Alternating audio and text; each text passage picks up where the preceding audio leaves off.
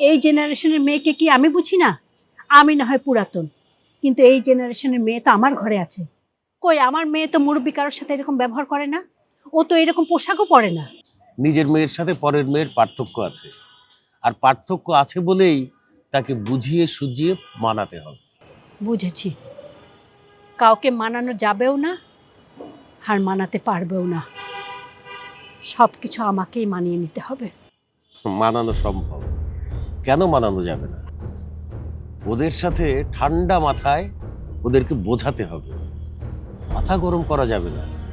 তুমি মাথা গরম করলে ও মাথা গরম করতে পারে। এই মাথা গরম উত্তেজিত অবস্থায় যে কোনো একটা অ্যাক্সিডেন্ট হয়ে যেতে পারে। আর এ যুগের মেয়েরা নিজেদের অধিকার আদায়ের জন্য কোনো কিছুর তোয়াক্কা করে না।